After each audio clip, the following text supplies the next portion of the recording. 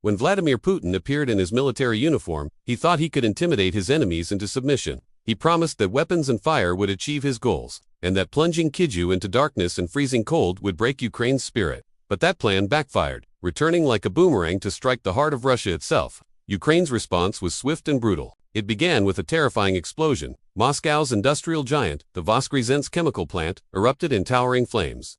Almost immediately, another strike hit the Serpukhov transformer station, cutting power to neighborhoods linked to Russia's nuclear elite. Officials tried to dismiss these as technical failures, but military analysts saw a chilling pattern. This wasn't a coincidence, it was calculated retaliation. The Voskresensk factory, just 80 kilometers from Moscow, isn't just an agricultural facility. It's a cornerstone of Russia's military machine, producing sulfuric acid, a key ingredient for TNT and other explosives. The fire started right inside the sulfuric acid workshop, the most critical part of the plant, paralyzing its operations. Without sulfuric acid, the assembly line for ammunition grinds to a halt. Repairing this kind of strategic damage could take months. Ordinary Russians felt the immediate impact. Panic spread as social media filled with reports of a sharp, metallic stench in the air. People complained of burning eyes and sore throats, but the authorities stayed silent. The chaos didn't stop there. As Voskresensk burned, another blow landed in Serpukhov. A massive transformer fire plunged half the city into darkness and sub-zero temperatures. Chillingly, this transformer was just 3.5 kilometers from the academy that trains Russia's nuclear missile officers. This was a clear message, striking at the most sensitive nerves of Russian military power. So who's behind this? It seems to be the work of an invisible hand, likely partisan networks inside Russia, such as the Freedom Legion and the Fire Movement. They're getting quiet help from Ukrainian intelligence, who provide information, secure communications, and logistics. Modern sabotage is a three-step process.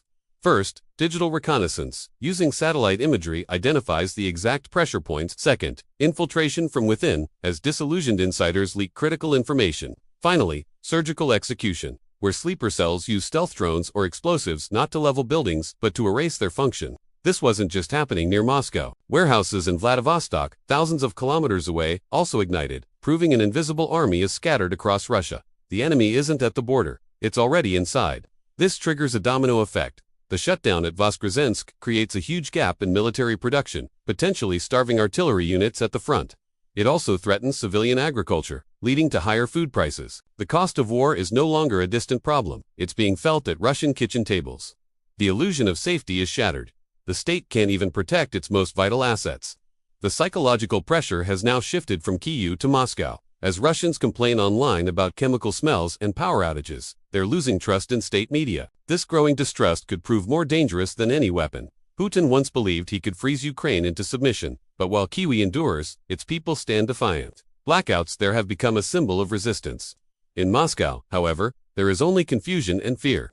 Putin's strategy has catastrophically backfired. Burning factories and darkened cities prove that Ukraine's reach and resolve are stronger than ever. This war has crossed into the lives of ordinary people, and the lesson is clear.